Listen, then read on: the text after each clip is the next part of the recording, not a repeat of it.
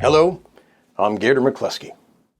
On March 24th, 1972, one of the greatest films of all time, The Godfather, hit the big screen. I'm gonna make him an offer he can't refuse. Today as I sit here, it's 50 years from that initial release. So I was thrilled to be able to see it on the biggest and best screen here at my local theater as they celebrate that milestone with a brilliant new film transfer. Now they've remastered this so many times, and this recent print is the best I've seen so far. And the colors were better than ever, the detail in picture and sound were just beautiful. But for some strange reason, they refused to fix the film's biggest flaw. And this always drives me insane, to say the least. See, when Sonny, played by the great James Caan, sees that his sister Connie has been beaten by her husband Carlo, he flies into a fit of rage, chasing him down and beating him half to death. But this scene is famous for a poorly shot moment here as you see Sonny miss Carlo with a punch, but it appears to have made an impact. I'm always questioning each and every time they release this film, is that so difficult to fix? Does Francis Ford Coppola even care? And cut. Perfect. Print it. Let's move on. Don't you want to do another take yet? Looks like Big Baldy had a little trouble getting through the door. No, it's fine. It's real. Or perhaps he leaves it like that to remind himself and other filmmakers about how important it is to focus on the tiny details when making a movie. So I decided to take a crack at it myself to see if this is something relatively easy to fix or just too difficult to make look right. For this, I'll need to take you into my edit studio and dig into the limited tools I have access to. All right, here we go. So here you can see James Caan, Sonny's character, with Connie. He's finding out that she's got the black eye and this and that. And then if we scroll ahead, we get to the big fight. And right about here is where you can hear, well, a little bit before that, you can see the punch in the stomach, and then, whoa, what was that?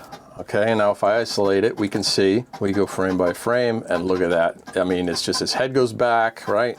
That's just not gonna work. Well, we gotta fix that. So, I'm not quite sure where we're going to get all these frames from, but I believe if we look at where his head starts to go back, which is right there, it's probably going to be this frame here, maybe this frame. So I'm going to go ahead and capture those two frames. And we're going to drop them on the desktop. And then we're going to capture this next frame here. We're going to need probably an extended arm, if we can find one. That might be good right there. So maybe we grab this arm here is not bad. We might be able to do a little cut and pasting with this arm. So we're going to go ahead and we're going to save that frame out. The other thing I need to grab is some background because I might need to remove some stuff. So I want to find as much clean background as I can. So right there on that frame, what you can see is this area here, and I'm going to zoom in. There's a lot of potential clean real estate here that I can use to sort of hide anything I'm trying to get rid of. We will export this frame as well. I think we have what we need. So we're going to bounce over to another program, Photoshop, to do a little bit of this work. All right, so here we are in Photoshop. We're going to see if we can manipulate these frames, right? So I dumped the 4 frames in here. So we've got the background that I grabbed, we've got the arm that I'm going to hopefully steal, and we've got 2 frames to decide which one we want to try to get that arm extended to punch. I'm going to say probably this frame 2 is the one that I'd like to focus on here, particularly because that is when his head starts to move. So why don't we do that? This is the area that I want to get clean. First thing I want to do is cut out the arm. And we're going to zoom in on the arm, and we're going to slice off a nice little piece of it. I guess we'll start with the hand. And you can see the quality of it really starts to diminish. But, you know, they're going to have something much better to work with than I have. But what you'll see is when it comes to frames, this kind of blurriness really doesn't matter. You know, we're working at 4K here, which is twice the resolution of what most people are used to looking at with HD. This is going to be so small in the image, you're never going to see these little pixels in here that sort of destroy the image. So I'm cutting this guy out. Going to look sort of silly overall, but one thing I'm going to do is I'm going to add a little bit of a feather to it so that it's not a totally hard cut. And then I'm going to get a mask, and now as you can see, there's his arm. I can float it around. So bring it back out. Ideally we want to Look at that, we're punching Carlo in the face. That's pretty cool, right? You know, we're gonna want it somewhere around there. But of course, it's gotta line up with his arm. So we're gonna zoom in on there, and we might need to do a little bit of a rotation on this guy here. We'll rotate it just a slight bit there. Yeah, so there it is. You know, we can change the size and all. Let's see. Really only needs to get to here. Yeah, I think that'll work. Now this looks like a mess, right? But that's okay, because we're not done. We're gonna try to get rid of some of this stuff here. All right, now there's a few ways I can do that. I'm gonna go back to that background. So this is what I grabbed this background for, right? Because I wanted to be able to just take this background, a nice clean piece of it. You can see where I grabbed sort of like in the dark of this area here, which is what we're gonna use to sort of cover up his arm. And then we will apply a mask, okay? That enables me to take that little piece, and you see I can move it around. In essence, put it pretty much right where it belongs. And the way I'm going to line this up is I'm going to bring down the opacity on this. I'm going to zoom in, and that enables me to sort of see both of these layers at the same time. So I can actually see that. I can actually find the location to get it to line up, and it sort of kind of does, which is cool because it looks like they might have used the tripod in this scene. All right, so again, this looks like a big old mess. And you know what? It looks like I didn't grab enough, because you can still see his hand here. So I really need to grab a lot more of this background. So I'm gonna discard this mask. This is all learning as we go. So now I'm gonna grab a whole lot more. I'm gonna grab this entire piece here. We will move it and try to line it up as best we can. Turn that opacity down. Let me zoom in. This is that white part there is a perfect thing to line it up. Okay. All right, so now, again, looks crazy because I'm not gonna use all this, but the next thing I'm gonna do is I'm gonna go back to the original picture, and I'm gonna determine how much of this do I wanna remove. I wanna remove his hand, right? And pretty much part of this movement here. So this is kind of like the section I want to remove. And in order to do it clean, I think I'm going to go ahead and ride these edges so that it's as clean as it can be and hopefully less noticeable when I take it out, right? I'm going to go back to that background, and I'm going to go ahead and apply a mask. Now you can see, because I didn't apply a feather, you can see how sharp it is there. That's not what I want. I don't want it to be sharp. So I'm going to undo that, and I'm going to apply the feather. Feather's my favorite tool. It might even be too much, but let's see how that goes now.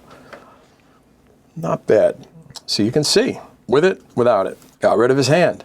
All right, so we move on. We may have to do some more to this, but we can at least see if the arm will connect and look as though, yeah, we're definitely going to have to remove some more. So what I'm going to do with the arm, I'm going to soften this up a little bit. I'm going to take a little bit of this black edge of the arm out and apply a feather. Okay, I cleaned that piece up there a bit. Let me bring down the opacity, and you can see where his real arm is underneath here, and we're going to kind of try to remove a little bit more of the new arm. Okay. I also want to sort of gradually feather this one out too, so that it blends in a little better. And this one I'm going to apply a lot more feather on this one. All right, we're going to maybe apply, I'm going to put a 12 on it. All right, look at that. That kind of works for me. But you can see down here we got some more garbage that we need to get rid of. So I got to bring that background back in. I think what I might do is I'll just go ahead and delete the mask that I had on it before and bring it back completely. So there's that background. What I need to do is I need to draw back in that piece that we wanted in here to get rid of the hand. But in addition, we are going to come down here and we're going to take out this piece here as well, right? This will be interesting. Let's see what happens.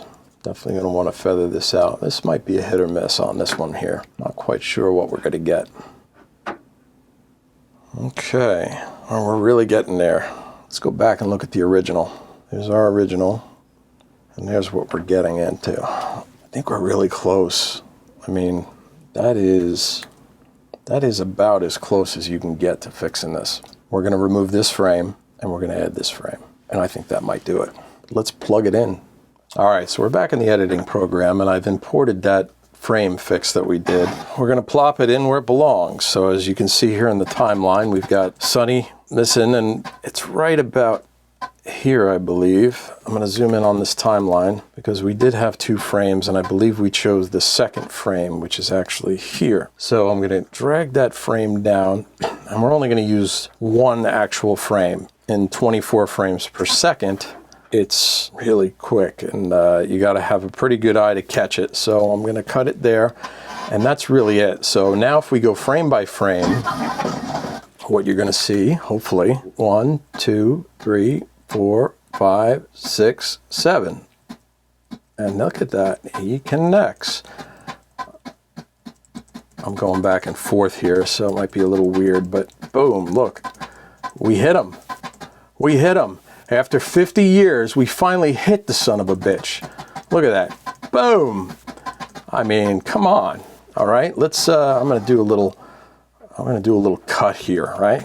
Right here and right here. And I'm going to probably annoy the hell out of you, but I'm going to do it anyway. But look at that. Look at that.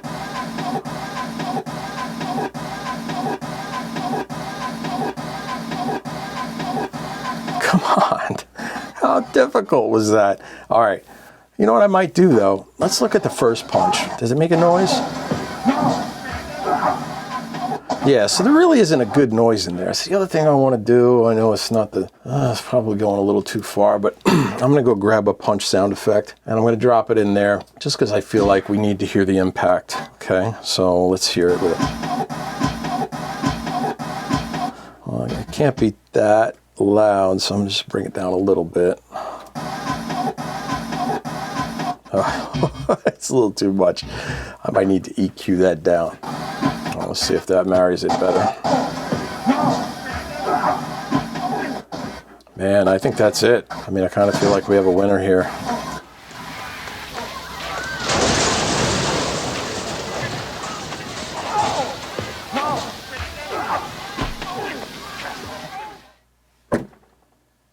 Really?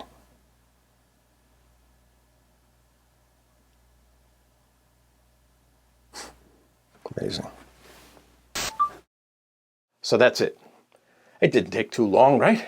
Let me know what you think. Was this a worthwhile improvement? Do you prefer seeing the original Flaw as it's always been seen? Or does this quick fix make it less distracting and keep you more engaged in the scene? I would imagine that Francis Ford Coppola had access to way better special effects artists and tools than a simple YouTube douche like myself. Please shoot me your comments on this, as I'm curious if this scene even bothers you in its original form, like it did me. Thanks for taking the time to sit with me on this fun little experiment. I'll catch you next time. For now, Gator, out. What? That's not how it was supposed to go. These mistakes are killing me. So we're back in the editing program. We have to fix. Why is there a fart here? I have no idea. I think my son was messing around with this. We're gonna get rid of that. Oof, this is bad. Let's zoom back in on the ending here. Oh my God, I gotta make all these fixes. It's just killing me. And the fire's not supposed to be behind me. I mean, just look at how stupid that looks. All right, we're gonna take the fire and put it in front of me. Go ahead and reset the parameters for the size and the location of the fire. So the first thing we're going to need to do is actually put it where my finger is. I think what I want to do is I want to make it really small so that it looks like it's coming right off the top of my finger. Maybe not this frame, but let's go one more frame. There we go. See, there's that little circle frame. We'll put it right on the tip of my finger, okay? And that's going to be our first frame right there. And then the next thing we're going to do is we're going to go forward until that flame fills up the mini frame, and you can see how it kind of disappears. So I don't want to see that. So by the time it gets to this frame, I want it to be full screen. We're going to zero out the coordinates here, and we're going to bring the scale to 100%. And let's see how that looks. Let's see if it's any better. Much better. Now all we need is a sound effect. We'll bring that back in. Gator, out. Watch for new movie reviews and documentary series. Don't forget to subscribe and click on that bell so you know when new reviews arrive.